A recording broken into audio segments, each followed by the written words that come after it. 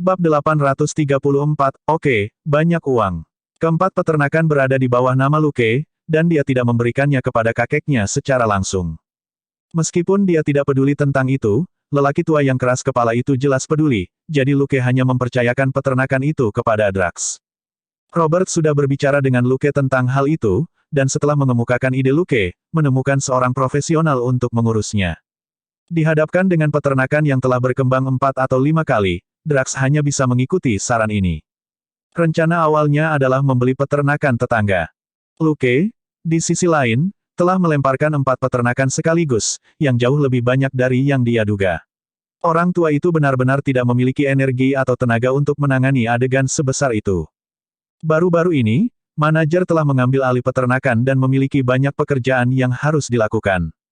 Robert juga pernah bekerja sebagai pemilik peternakan sebelumnya, tetapi dia kemudian memilih untuk berhenti dan menjadi serif, yang lebih cocok untuknya. Namun, dia tidak lupa seperti apa kehidupan di peternakan itu, jadi menantu laki-laki Drax yang berbulu membantu setiap hari. Setelah membicarakannya, Catherine ragu-ragu sejenak sebelum dia berkata dengan canggung, "Yah, sesuatu terjadi di sini." Melihat ekspresinya, Luke berkata sambil tersenyum, "Apakah Joseph akan segera memiliki saudara perempuan?" Mendengar itu, Catherine langsung mencemoohnya. "Apa yang kamu pikirkan?" Lukas mengangkat bahu. "Joseph selalu menginginkan seorang saudara perempuan. Karena Anda dan Robert tidak memiliki hal lain yang terjadi sekarang, Anda dapat memiliki yang lain." Petik 2. Joseph sangat menginginkan seorang saudara perempuan, tetapi ada masalah dengan motifnya.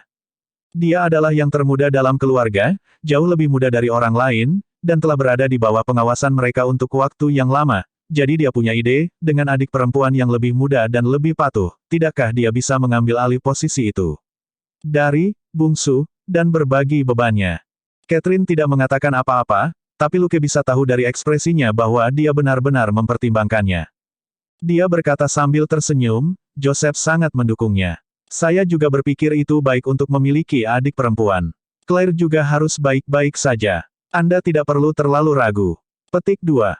Catherine tanpa sadar mengangguk. "Robert dan aku, tunggu, apa yang ingin aku bicarakan denganmu?" Lukas mengangkat bahu. "Untuk memberi keluarga kita adik perempuan." Catherine memelototinya dengan marah. "Diam, bukan itu yang saya bicarakan." "Benar, ini tentang saham perusahaan Anda." Robert tahu, dia ingin berbicara denganmu. Luke bersenandung dan mengamati ekspresi Catherine. Bagaimana sikapnya? Apakah dia berpikir untuk mundur? Catherine berkata, "Saya tidak tahu, tapi dia tidak terlihat marah. Dia hanya mengatakan bahwa dia perlu berbicara denganmu kapan-kapan." Luke tidak terlalu memikirkannya. Robert adalah orang yang lugas, dan tidak bertindak tertutup dengan keluarganya. Karena dia tidak menelepon Luke untuk memarahinya, itu berarti itu bukan masalah serius. Bagaimanapun, Robert tidak pernah bisa berbicara dengannya, jadi Luke tidak stres sama sekali. Setelah itu, Luke pergi menjemput Joseph untuk makan malam. Membawa tas besar di punggungnya, dia dengan santai berjalan melewati setengah kota dan berdiri di luar halaman. Melihat sekelompok orang dan anjing di halaman, Luke bercanda, "Sudah jam 6. Apakah kamu tidak pernah cukup bersenang-senang?" Orang-orang di halaman dan anjing itu berhenti sejenak. Kemudian, kepala anjing adalah yang tercepat. Ia berhenti bermain dengan anak-anak dengan kecepatan cahaya dan melesat di depannya dengan suara menderu saat ia merengek. Luke menepuk kepala anjing itu sambil tersenyum. "Baiklah, dolar, baiklah. Nugat emas juga." Kedua gadis kecil, Talia dan Andrea, juga berlari dengan senyum di wajah mereka. Tawa mereka seperti lonceng perak. Memang, mereka belum cukup umur untuk tawa mereka berevolusi menjadi tawa seperti barbel saudara perempuan mereka. "Lukas, Lukas, kamu kembali!" teriak kedua gadis itu. Luke mengulurkan tangan sambil tersenyum dan memberi mereka perlakuan yang sama seperti nugat emas. Dia menepuk kepala mereka masing-masing dan membawa mereka ke dalam rumah. "Ayo pergi. Sudah lama sejak kami kembali. Aku membawakan kalian masing-masing hadiah kecil kali ini." Sambil berjalan, dia tidak lupa memanggil Julio, adik bungsu Selina. "Kamu juga punya hadiah. Jangan hanya berdiri di sana dan tersenyum." Sementara dia mengatakan itu, dia bergumam pada dirinya sendiri, "Kamu harus lebih banyak berolahraga, anak muda. Dengan kecepatan reaksi Anda, tidak heran Anda adalah orang terakhir yang saya pikirkan ketika saya membeli hadiah." Selina sedang bermalas-malasan di teras, dan dia tersenyum pada orang yang menyuap saudara-saudaranya.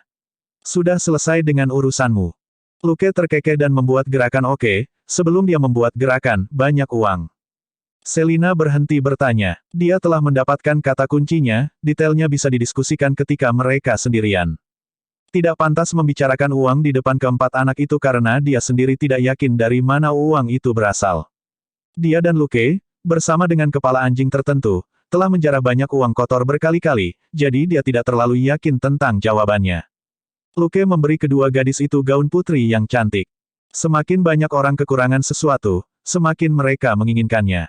Kedua gadis itu biasanya paling sering memakai celana pendek dan kaos oblong. Ketika mereka melihat gaun-gaun cantik yang langka bagi mereka, mereka berseri-seri dan memberi Luke ciuman besar. Julio mendapatkan tongkat baseball yang bisa dia mainkan dan juga digunakan untuk membela diri. Ketika Luke memberi Julio tongkat bisbol, dia berkata dengan sungguh-sungguh, anak laki-laki harus melindungi diri mereka sendiri saat mereka di luar. Julio hanya menerima tongkat bisbol dan mengangguk penuh semangat. Hadiah Joseph ada di rumah, dan dia hanya bisa melihat hadiah orang lain untuk saat ini. Setelah Luke dan Selina berbicara sebentar, semua orang pergi ke tempat Luke. Setelah membeli peternakan baru, Mario dan Sandra sibuk di sana, jadi dengan Selina kembali, dia mengawasi saudara-saudaranya selama beberapa hari. Sekarang setelah Luke kembali, dia membawa saudara-saudaranya ke tempatnya untuk makan malam. Robert kembali tidak lama kemudian. Melihat Luke, dia hanya mendengus. Gratis malam ini. Luke berkata sambil tersenyum, aku sedang berlibur. Tentu saja aku bebas. Kalau begitu mari kita mengobrol. Robert berhenti berbicara setelah itu. Makan malam sangat meriah bersama Selina dan saudara-saudaranya. Joseph sangat pintar dan sering berbicara besar, yang mengejutkan ketiga anak lainnya. Makan malam itu berisik, tapi itu tidak buruk. Setelah makan malam, Luke mengirim Selina dan saudara-saudaranya pulang. Sementara ketiga anak itu pergi mandi, Selina dan Luke duduk di teras, masing-masing membawa Dr. Pepper. Dia kemudian berkata, katakan, dari mana Anda mendapatkan uang itu? Luke memberitahunya tentang Jenny yang memanipulasi saham Stark di pasar keuangan, dan Selina tercengang. Berapa harganya? Luke menyesap minuman karamel dinginnya dan menggelengkan kepalanya. Saya tidak tahu angka pastinya. Jenny masih harus menghitung. Saat dia berbicara, teleponnya berdering. Dia mengangkat telepon dan mengucapkan beberapa patah kata, sebelum dia menutup telepon. Dia berkata sambil tersenyum, setelah beberapa perhitungan awal, kami telah mendapatkan hampir 5,8 miliar dolar kali ini. Selina meludahkan soda di mulutnya. Bab 835, obrolan di sini, obrolan di sana. Menyeka sudut mulutnya, Selina mengkonfirmasi lagi kalau dia salah dengar. Berapa harganya? Luke berkata, sekitar 5,7 miliar. Selin, dia selalu tahu bahwa Luke bisa menghasilkan banyak uang. Beberapa waktu lalu, dia membaca di surat kabar bahwa Titanium Phone Company bernilai hampir 2 miliar, dan Luke memiliki sebagian besar saham di perusahaan itu. Dia benar-benar seorang miliarder. Tapi dia masih terkejut dengan skala kali ini. Lagi pula, baru 10 hari sejak terakhir kali mereka bertemu, dan dia sudah mendapatkan 2 hingga 3 kali lipat nilai Titanium Phone Company. Ini hanya seperti sebuah novel. Luke menatapnya sambil tersenyum. Perusahaan kerajinan kami juga memiliki saham di perusahaan telepon, jadi ini juga penghasilanmu. Selina pernah bercanda bahwa Cosmic Cube Technology Co., Ltd., mereka seperti perusahaan kerajinan tangan, dan 200.000 dolarnya telah sia-sia. Dia membalas dendam padanya untuk kata-kata jahatnya.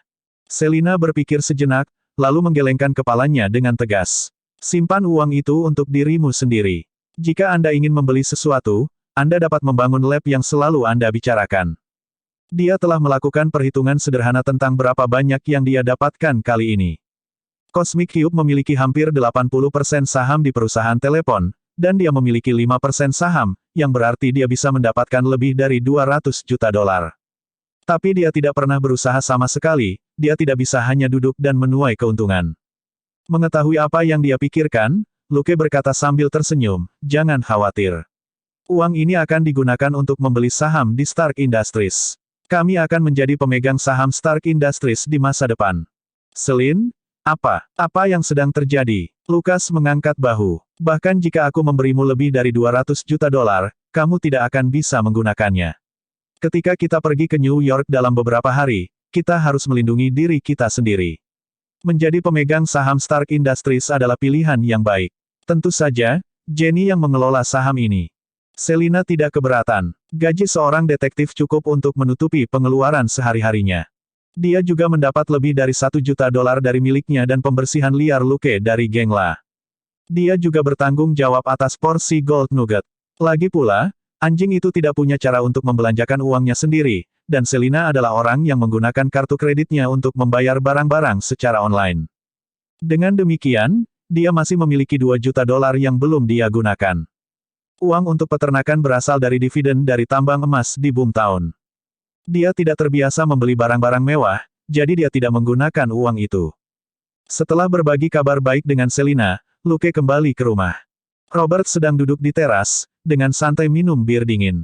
Melihat Luke kembali, dia menunjuk ke sebelahnya dan berkata, "Duduklah. Mari kita bicara." Luke melakukan apa yang diperintahkan dan mengambil sebotol bir lain yang ada di atas meja kecil.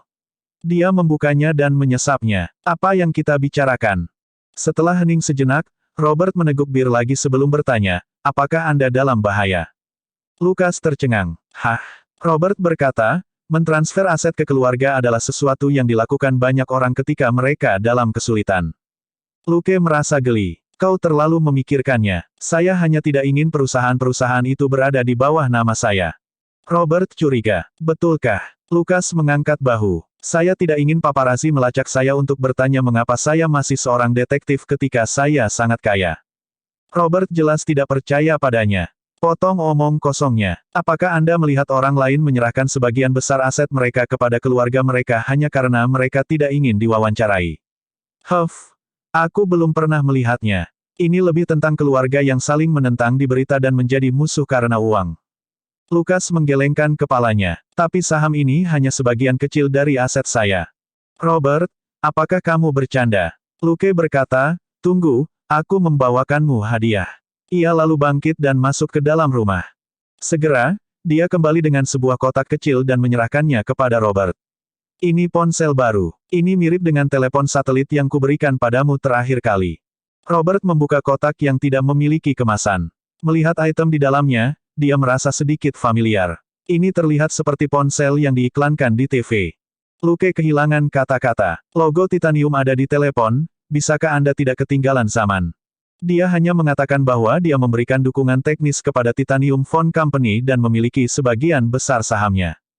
Robert tidak percaya padanya. "Kamu tidak terlalu bagus dengan kerajinan tangan ketika kamu masih muda. Bangku yang kau susun runtuh saat aku duduk di atasnya. Anda bisa membuat ponsel." Luke kehilangan kata-kata. "Kursi kecil itu dibuat untuk Claire. Bagaimana tidak pecah jika Anda duduk di atasnya?" Petik 2. Saat itu, Claire berusia kurang dari 5 tahun dan beratnya hanya 40 kilogram. Robert, di sisi lain, tingginya 1,86 meter dan beratnya hampir 200 pound. Dengan keterampilan kerajinan Luke, tidak mungkin bangku kecil yang dia buat dapat menahan beban, dan itu langsung hancur. Robert mengabaikannya dan mengangkat telepon. "Bagaimana kamu mendapatkan ini?" Luke berkata, "Catherine juga memilikinya. Jangan biarkan orang lain menggunakannya. Ini adalah model khusus yang saya modifikasi untuk Anda, bukan jenis yang dijual dalam jumlah besar." Saat dia berbicara, dia berkata, "Perintah 0. Mulai verifikasi tuan rumah." Layar ponsel Robert menyala, dan pria itu berseru kaget. Mengabaikannya, Luke melanjutkan, "Mari kita lakukan pengenalan wajah dan pengenalan suara." Dengan itu, dia berkata kepada Robert, "Lihat layar dan sebutkan namamu." Tertegun, Robert melakukan apa yang diperintahkan. Wajahnya muncul di layar, dan pemberitahuan muncul, informasi tuan rumah dikonfirmasi. Layar menjadi hitam kembali. Robert mempelajari telepon itu lagi, masih curiga. Itu tidak di bawah kendali jarak jauh, kan? Dia bukan seorang profesional dalam memasang jebakan, tetapi dia memiliki beberapa teman lama yang ahli dalam memasang jebakan. Bukannya mereka tidak pernah menggunakan pagar palsu untuk menipu orang. Lukas memutar matanya. "Cukup, ada program dukungan operasi di dalamnya. Cobalah jika Anda tidak ada hubungannya. Ini akan membantu Anda memahami fungsi khusus ponsel ini." Setelah menjelaskan itu, dia berkata, "Anda dapat dengan mudah mengetahui secara online berapa nilai perusahaan telepon Titanium. Itu sebabnya saya menghasilkan uang lebih cepat dari yang Anda bayangkan." Robert memandangnya dengan jijik. Apa hubungannya menghasilkan uang dengan cepat dengan saham? Luke berkata, baiklah, itu tidak terlalu penting. Yang benar adalah bahwa dengan saham ini, Anda akan memiliki identitas baru, yang akan baik untuk menjaga Anda tetap aman. Robert bertanya, identitas baru apa? Luke berkata, pemegang saham Stark Industries. Robert kehilangan kata-kata. Apakah Anda mengarang cerita? Luke melanjutkan, ketika saatnya tiba, saya akan menemukan perwakilan untuk masuk ke Dewan Direksi Stark Industries dan menangani semuanya. Itu tidak akan mempengaruhi hidupmu. Bab 836, Iron Man yang kaya. Setelah keheningan singkat, Robert tiba-tiba berkata, apakah kamu membuat banyak orang kesal? Beberapa waktu yang lalu, Anda meminta saya untuk menemukan seseorang yang saya percaya untuk mendirikan sebuah perusahaan keamanan kecil untuk memastikan keselamatan keluarga kami. Luke berkata, sejauh ini bukan masalah besar, tapi ada baiknya untuk bersiap. Aku tidak yakin apakah orang gila tidak akan datang mencarimu suatu hari nanti. Robert mengerutkan kening dan berpikir lama, sebelum perlahan mengangguk. Baiklah, aku akan mencari beberapa teman lama. Namun, kami belum berhubungan selama bertahun-tahun. Saya tidak tahu bagaimana keadaan mereka. Tidak apa-apa, sepertinya kamu punya banyak teman lama. Saya yakin Anda dapat menemukan seseorang yang cocok. Lucas merasa lega. Jika Robert seperti Drax, yang tidak pernah takut pada siapapun selama dekade pertempurannya, itu akan sangat memusingkan. Yang terpenting, ini menyangkut keselamatan keluarganya, dan Robert tidak berani bertaruh pada yang tua dan lemah, serta wanita dan anak-anak di rumah. Bagaimana kalau kita menonton TV? Lucas bangkit. Robert juga berdiri dan berkata, oke. Saat mereka masuk ke rumah, Robert tiba-tiba teringat sesuatu dan berkata, tidak heran Anda menyumbangkan $1 juta ke Departemen Kepolisian ketika saya kembali dari liburan. Itu uang yang dihasilkan perusahaan telepon, kan? Lucas tertawa. Untuk meningkatkan lingkungan Departemen Kepolisian dan membuat Anda lebih nyaman. Robert mengerucutkan bibirnya. 100.000 sudah cukup. Ini adalah pemborosan untuk memberi lebih banyak. Gonzales memburu saya untuk uang kali ini untuk mendirikan kantor wakil serif yang terpisah. Aku tidak bisa menolaknya. Lucas tertawa terbahak-bahak. Baiklah, Gonzales menginginkan kantor terpisah selama 7 hingga 8 tahun. Tidak tepat bagi Anda untuk terus mendorong masalah ini. Kalian harus bersatu dan harmonis. Gonzales adalah wakil serif dan tangan kanan Robert. Namun, pria ini dan Robert sedikit berselisih. Mereka bukan orang jahat, tapi mereka hanya tidak saling menyukai.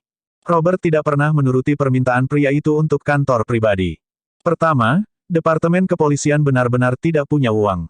Kedua, di Departemen Kepolisian kota kecil dengan hanya beberapa orang, kantor terpisah untuk wakil serif lebih megah daripada praktis. Robert sendiri jarang tinggal di kantornya. Dia akan keluar mengemudi atau mengobrol di ruang kantor. Tetapi setelah Luke menyumbangkan $1 juta ke Departemen Kepolisian, itu hanya untuk membantu Luke menghemat uang ini dan tidak ada yang lain. Robert setuju untuk membiarkan wakil serif mendirikan kantor pribadi untuk dirinya sendiri. Uang itu hanya digunakan untuk merenovasi gedung kecil Departemen Kepolisian saat ini, dan untuk mengganti dan menambah fasilitas yang diperlukan. Misalnya, pipa bocor dan lubang di dinding yang biasanya mereka tambal sendiri akhirnya diperbaiki oleh tukang kayu dan tukang ledeng profesional. Kedua, unit AC yang kurang dingin juga diganti. Akhirnya, atas permintaan semua petugas, Robert memberi mereka mesin kopi baru yang canggih. Dengan cara ini, Robert menghabiskan kurang dari $30.000, dan dia memasukkan sisa uangnya ke rekening Departemen Kepolisian sebagai biaya pemeliharaan. Sebagai satu-satunya donor untuk Departemen Kepolisian Kota, foto Luke dipasang di dinding kehormatan Departemen Kepolisian keesokan harinya. Di bawah foto itu ada deskripsi, donor Luke Coulson, petugas kehormatan seumur hidup dari Departemen Kepolisian Shackelford. Dengan uang, foto dan namanya bisa dipasang di dinding kehormatan. Di Departemen Kepolisian Shackelford setidaknya, $1 juta sudah cukup untuk menempatkan 10 orang, atau memasang 1 orang untuk 10 kehidupan. Tidak ada alasan khusus untuk donasi tersebut. Semua orang di Departemen Kepolisian juga tahu bahwa mereka mendapatkan keuntungan ini karena koneksi serif, jadi tidak ada yang mengatakan apa-apa. Uang ini akan membuat Robert bertahan sebagai serif sampai dia berusia 70 tahun. Hari berikutnya adalah hari Jumat. Seluruh keluarga keluar di sore hari. Bahkan keluarga Selina pergi ke peternakan Coulson dan peternakan Hayek. Kedua peternakan itu bertetangga, dan telah diserahkan kepada tim profesional yang sama untuk ditangani. Ketika mereka melihat Drax, lelaki tua yang keras kepala itu memeluk Luke dan menepuknya beberapa kali saat dia akhirnya melampiaskan kejutan yang diberikan Luke kepadanya. Berikutnya adalah kehidupan sehari-hari di peternakan. Bekerja, berkendara, minum bir, dan makan daging. Mereka bisa melakukan apapun yang mereka inginkan. Sementara Luke dan Selina sedang menikmati liburan keluarga mereka di peternakan, badai sedang terjadi di Los Angeles. 3 hari setelah paman dan keponakannya berselisih, Tony Stark mengadakan konferensi pers. Ketika Luke melihat pengumuman tentang konferensi pers tadi malam, dia secara khusus menyalakan TV di pagi hari untuk melihat apakah Tony akan menjadi gila dan mengadili kematian seperti di kehidupan sebelumnya. Dia juga menelepon Selina dan menyuruhnya datang dan menikmati pertunjukan bersama. Sheriff Robert bolos kerja lagi hari ini. Dia duduk di meja makan bersama Luke dan menonton TV yang ada di ruang tamu. Melihat pria parubaya di TV, Robert menamparkan bibirnya dan berkata, dari kelihatannya, dia kaya. Luke berkata, kamu kaya sekarang. Ingatlah untuk membuang pandangan menghina itu ketika Anda mengatakan, kaya, di masa depan. Petik 2. Robert berkata, sampah, kamu yang kaya, bukan aku. Lukas mengangkat bahu. Apapun yang Anda katakan, tetapi menurut hukum, Anda adalah orang kaya. Robert mendengus dan tidak mau repot-repot berdebat dengannya. Dia mulai membahas orang kaya di TV lagi. Apakah reporter wanita ini membencinya? Dia mengincarnya. Luke berkata, mereka tidur bersama, dia membuangnya. Sesederhana itu. Robert berkata, orang kaya. Luke tidak mengatakan apa-apa kali ini. Memang sangat mudah bagi orang kaya untuk bertindak seperti ini. Paling tidak, mereka tidak perlu berpikir untuk membuang-buang uang saat menjemput anak perempuan. Justru kurangnya uang yang membuat kebanyakan orang sulit untuk menjemput anak perempuan. Robert dengan cepat melirik Luke dan bertanya, lalu bagaimana dengan orang kaya sepertimu? Merenung sejenak, Luke menggelengkan kepalanya. Aku jauh lebih tegak daripada dia. Robert ragu. Apakah saya salah? Luke Coulson, jujurlah kepada saya, apakah Anda bermain-main sekarang seperti orang ini di TV? Luke menggelengkan kepalanya dengan tegas. Tidak. Bagaimana dia bisa dibandingkan dengan Stark? Jumlah wanita yang berinteraksi dengan Stark dalam 1 tahun akan cukup untuk membuat Luke bertahan seumur hidup. Tidak ada yang salah dengan taipan tertentu dalam hal ini, dia hanya rajin. Di TV, Tony sudah mengangkat secarik kertas biru dan sedang membaca garis di atasnya. Ini adalah pidato yang diberikan oleh agen Phil, yang telah menjadi pembersih profesional selama lebih dari 10 tahun. Agen ini juga menyediakan 50 saksi profesional yang akan membuktikan bahwa Sang Taipan telah berpesta di kapal pesiar tertentu malam itu. Pikiran yang tak terhitung melintas di benaknya, dan akhirnya, sosok gelap muncul di kepalanya. Mata di balik lensa merah darah itu sepertinya memprovokasi dia, dan dia kemudian membuat keputusan dengan ceria. Sebenarnya, Tony terdiam, lalu membuang kertas biru di tangannya. Aku manusia besi. Bab 837, dapat mengalahkan setidaknya 50 Roberts. Ledakan. Hampir semua penonton berdiri. Di antara para reporter, hanya reporter wanita pemilih yang masih duduk dengan tangan disilangkan. Kakinya yang panjang disilangkan, tetapi matanya dipenuhi dengan keterkejutan. Baru saja, dia hanya ingin menyulitkan pria yang tidak berperasaan. Dia tidak siap sama sekali untuk berita yang menghancurkan bumi ini. Phil tersenyum pahit di belakang venue dan berkata kepada Pepper, yang memiliki ekspresi tak berdaya di wajahnya, aku akan pergi dulu. Ini akan menjadi sibuk lagi sebentar. Selamat tinggal, Nona Pepper. Pepper segera bangkit. Agen Coulson, terima kasih atas semua yang telah Anda lakukan untuk kami. Malam itu, Coulson telah menghentikan Obaja, meskipun ada bahaya, yang bisa dianggap menyelamatkannya, dan Pepper sangat berterima kasih. Phil tersenyum lagi. Tidak dibutuhkan. Itu pekerjaan saya. Anda dapat menghubungi saya jika Anda membutuhkan sesuatu di masa depan. Petik 2. Pepper berpikir sejenak. Ini disebut tanah air strategis. Panggil saja kami SHIELD. Phil tersenyum dan pergi.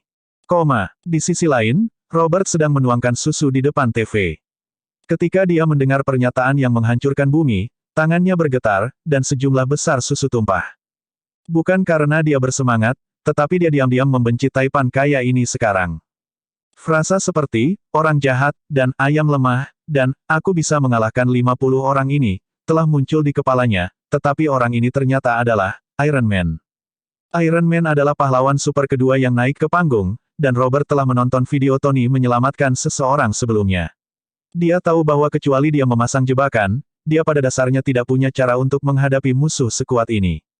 Dalam konfrontasi langsung, Iron Man bisa mengalahkan 50 orang darinya. Luke tidak mengejek Robert, dia hanya menyerahkan handuk padanya. Tentu saja, jika dia tahu bahwa seorang sheriff sedang membandingkan 50 Robert dengan Iron Man, dia pasti akan mengejeknya. Iron Monger milik Obaja dilengkapi dengan peluru kendali, dan Iron Man Armor Tony secara alami bisa melakukan hal yang sama. Bagaimana mungkin seorang prajurit dengan tubuh darah dan daging bersaing dengan orang kaya seperti Tony, yang bermain dengan teknologi tinggi?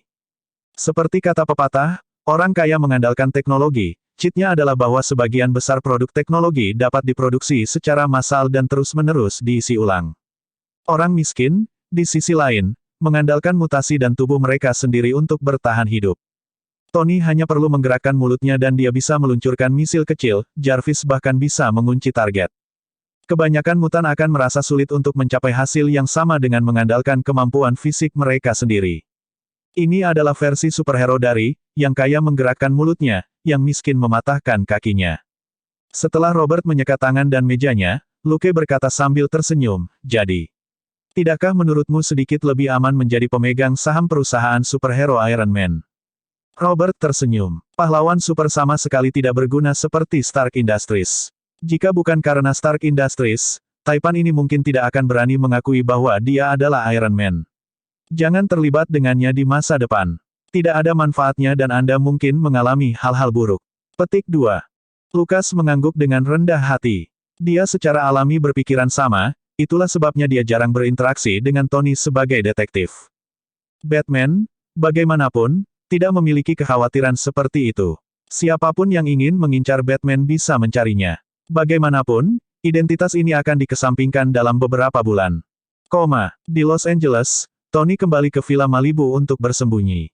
Pepper akan mengurus hal-hal di luar, tidak perlu baginya untuk mengacaukan segalanya. Pepper bahkan bertanya dengan setengah bercanda, kamu melakukannya dengan sengaja, bukan?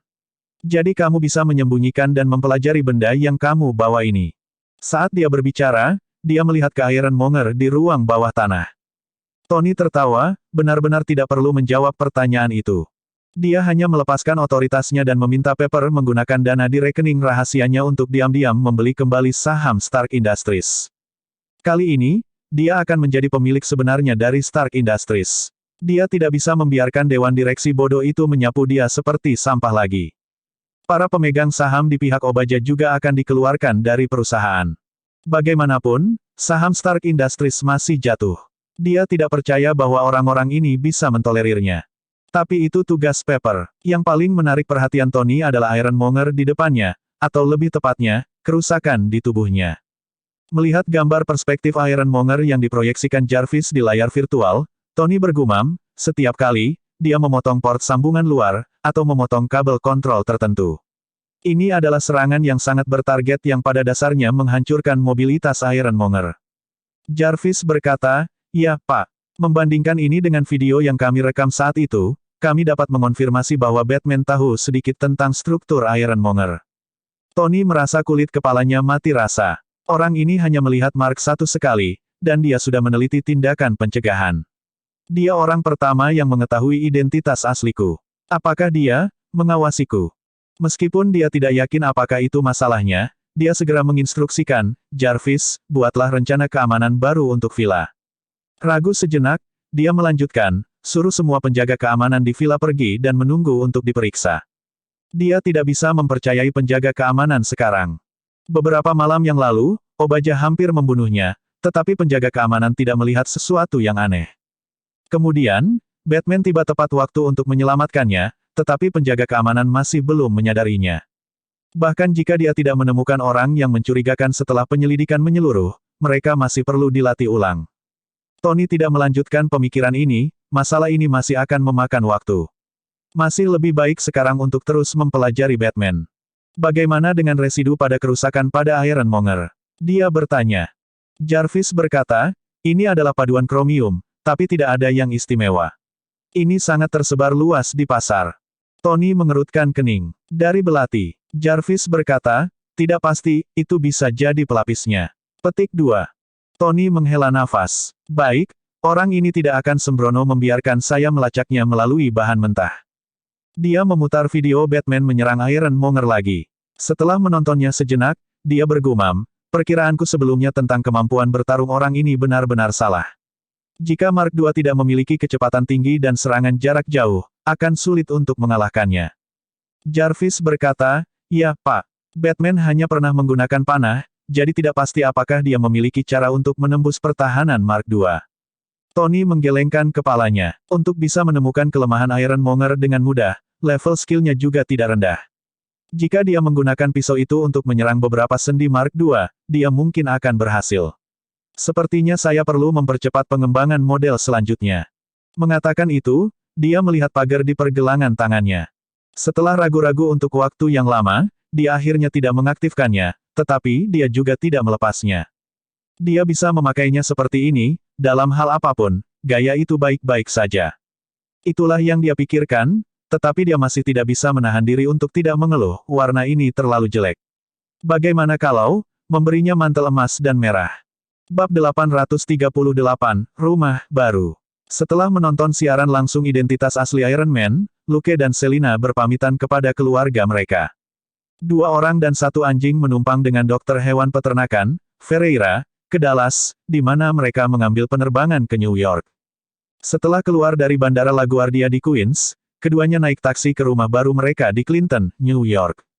Berdiri di depan tempat baru mereka, Selina bergumam, apakah ini kejutan yang kamu bicarakan? Sambil tertawa, Luke memeluknya dan berkata dengan nada menghibur, lihat itu. Ini adalah gedung berlantai 5. Anda dapat memilih salah satu dari 4 lantai kecuali yang pertama. Tentu saja, jika Anda mau, Anda dapat memilih 2 lantai dan tidur di lantai yang berbeda setiap setengah bulan. Selin memutar bola matanya. Bahkan jika aku bodoh, aku hanya akan pindah kamar setiap setengah bulan. Mereka berdua tidak terburu-buru untuk masuk. Sebaliknya, mereka melihat sekeliling gedung berlantai 5 itu. Luke dengan hati-hati memilih tempat ini, dia bahkan telah menganalisis informasi yang diberikan oleh Damon. Menyebutnya kecil dibandingkan dengan gedung pencakar langit. Yang benar adalah bahwa itu telah digunakan sebagai pabrik pengolahan untuk waktu yang lama. Itu bukan apartemen dengan banyak unit, jadi setiap lantainya luas. 5 lantai ditambahkan hingga lebih dari 1.500 meter persegi, tidak termasuk ruang bawah tanah dan atap.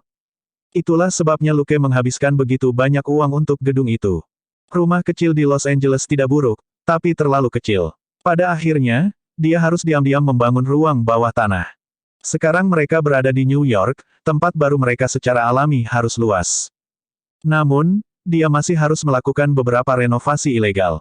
Menurut hukum, gedung-gedung di Manhattan tidak bisa direnovasi mau tidak mau. Pemilik gedung harus mendaftar ke departemen terkait dan mendapatkan izin sebelum mereka bisa mulai. Tapi mungkin tak seorang pun di daerah Clinton akan memeriksa renovasi ilegal. Sebagian besar bangunan itu memiliki dinding bata merah tua dan berbintik-bintik serta bingkai jendela yang lebar dan berkarat. Jendela kaca tertutup debu tebal, jelas tidak ada orang yang sudah lama tinggal di sini. Selina hanya bisa mendecakkan lidahnya. Tempat baru kami benar-benar baru. Itu dibangun 100 tahun yang lalu, kan? Petik 2. Lukas tersenyum. Maaf, menurut catatan, itu tidak terlalu tua. Ini baru 64 tahun, dan tidak bisa dianggap sebagai peninggalan sejarah. Wajah Selina berkedut. Dia lebih tua dari nenekku. Luke kehilangan kata-kata. Ibu Selina, Sandra, melahirkannya saat dia berusia 16 tahun, dan neneknya melahirkan Sandra saat dia berusia 17 tahun. Namun, aku cukup menyukainya. Selina mengubah topik. Dari luar, sepertinya itu bergaya loteng yang kamu sebutkan sebelumnya. Apakah sama di dalam? Lukas tertawa. Anda akan melihat. Selina tidak terlalu memikirkannya. Dia melanjutkan, hanya saja lingkungan di sekitar sini sepertinya tidak bagus. Luke berkata, jika hukum dan ketertiban di Clinton baik, maka tidak banyak tempat di New York yang aman. Mata Selina berbinar. Kalau begitu, kita bisa, hehehe. Melihatnya, Luke juga tertawa. Pada saat itu, mereka kembali ke pintu masuk setelah melakukan 1 putaran tempat. Mereka membuka pintu depan dan masuk. Melihat ke dalam, Selina terkesima sekali lagi. Apa-apaan? Rahang gold nugget hampir menyentuh tanah. Itu dalam keputusasaan. Aku tidak ingin tinggal di tempat berhantu seperti ini.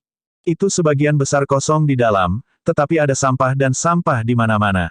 Lapisan debu tebal menutupi segalanya dan sarang laba-laba menggantung di setiap sudut, membuat tempat itu terlihat menakutkan dan kumuh. Tidak berlebihan untuk mengatakan bahwa tempat ini berhantu. Itu sangat mirip dengan pabrik-pabrik berhantu di film-film horor. Luke menepuk bahu Selina dan kepala anjing di sebelahnya. Tidak ada layanan pembersihan atau dekorasi interior di sini. Juga, kita tidak bisa meninggalkan tempat kita untuk orang lain, jadi kita harus melakukannya sendiri. Selina dan Gold Nugget langsung mengerti. Luke telah menyiapkan banyak peralatan dan mekanisme pertahanan baru di rumah lam mereka, mengubahnya menjadi tempat yang sama sekali berbeda. Bahkan jika itu adalah tempat baru, itu akan tetap menjadi tempat sampah jika dipasang hanya dengan barang-barang standar. Memikirkan itu, Selina dan anjing itu menghilangkan keterkejutan mereka dan terus memeriksa gedung itu bersama Luke. Setelah menyelesaikan pemeriksaan mereka di lantai 5-20 menit kemudian, Luke mengangguk puas. Struktur dasarnya baik-baik saja, dan sebenarnya tidak banyak sampah di sini. Kita bisa menghemat banyak. Ayo makan siang dulu, lalu ambil alat dan bahannya sebelum kita mulai bekerja. Mereka tidak perlu mencari mobil. Mereka dengan cepat menuruni beberapa jalur, dan tiba di Shake Shack di Times Square 10 menit kemudian. Saat itu sudah melewati jam makan siang puncak, tetapi Luke dan Selina menunggu dalam antrean selama hampir 20 menit sebelum mereka berjalan keluar dari restoran cepat saji dengan keuntungan mereka di bawah tatapan staf dan pelanggan. Tidak peduli seberapa lezat Shake Shack, hanya sedikit orang yang akan membeli lebih dari 100 hamburger dan banyak makanan penutup dan kentang goreng sekaligus. Mereka memesan makanan secara terpisah dan berpura-pura tidak mengenal satu sama lain, atau mereka akan dikelilingi oleh lebih banyak orang. Lebih dari 200 hamburger sudah cukup untuk memberi makan pertemuan rutin staf kantor. Ketika mereka keluar, Nugget emas melompati mereka, tidak lupa merengek seperti orang gila. Hidungnya dapat dengan mudah mengetahui bahwa ini sama sekali bukan makanan cepat saji yang busuk, ini tidak kalah dengan In-N-Out. Baunya sangat enak, roti dagingnya benar-benar juicy, dan makanan penutupnya sangat manis. Sebagai karnivora dengan gigi manis, sangat puas dengan baunya. Luke mengabaikan anjing itu. Jika tidak, pria itu akan tahu bahwa Luke tidak keberatan. Jika Luke tidak keberatan, beberapa kepala anjing akan membuka mulutnya yang besar dan ngarai sendiri. Ini adalah jalan utama, Luke tidak ingin orang-orang berdiri dan melihat seekor anjing memakan lusinan kilogram sekaligus. Mereka yang tidak tahu mungkin berpikir bahwa dia menganiaya anjing itu. Itu bukan lelucon. Tidak jarang pemilik dihukum di bawah hukum karena memberi makan hewan peliharaan mereka secara berlebihan sampai mereka menjadi gemuk. Selina lah yang paling menyukai kepala anjing itu. Dia tahu mengapa Luke tidak berbalik. Dia diam-diam memberi makan Gold Nugget 2 hamburger dan milkshake sebelum dia berhenti dan berkata dengan suara rendah, itu saja untuk saat ini.